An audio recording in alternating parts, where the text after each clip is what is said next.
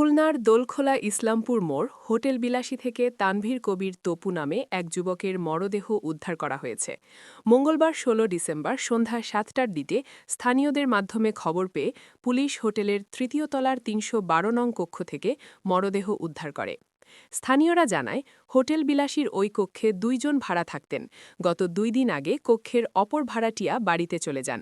গতরাতে মৃত যুবক কক্ষে আটকা পড়েছিলেন। আজ দুপুরে তার খাবার দিতে গিয়ে দরজায় আঘাত করা হলে ভেতর থেকে কোনো সাড়া শব্দ না পেয়ে স্থানীয়রা পুলিশকে খবর দেন। পরে পুলিশ দরজা ভেঙে কক্ষে ঢুকলে যুবকের মরদেহ ঘরের ফ্লোরে পড়ে থাকতে দেখে উদ্ধার করে। খুলনা থানার officer in charge OC Kabir Hossain জানান, খবর পেয়ে পুলিশ ঘটনাস্থল পরিদর্শন করেছে। কী কারণে যুবকের মৃত্যু হয়েছে তা তদন্ত না করে বলা সম্ভব নয়। তোর সাথে দেখা যখন আমি আদার তোর সাথে দেখা হয়নি, কারণ এই বিল্ডিং এর মধ্যে এরকম কার সাথে কথা বলে না, নিচেও নামে সারাক্ষণ মধ্যে আটকা থাকে। কালকে লাশ দেখার পরে আমি কেবলই শুনলাম যে মারা গেছে, তাই আমি দোকান থেকে ধরি, কারণ আমি দেখবো পাশে আগে ধরি, আমার তো দেখা ধরে যাইতে হবে, এই জন্য আমি চলে আসছি। দেখা গেলো আসতেও পারে, এই জন্য চলে আসছি।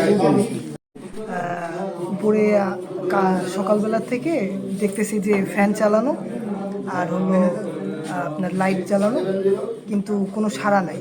সকালবেলা উনি যখন ঝাড়ু দিচ্ছিল, ঠিক আছে, তারপরে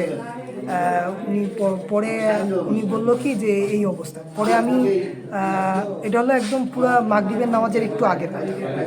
মাগরিবের নামাজ পড়ে আমি উপরে এসে মানে একটু দরজার ইয়ের থেকে দেখলাম যে উনি নিচে পড়ে গেছে।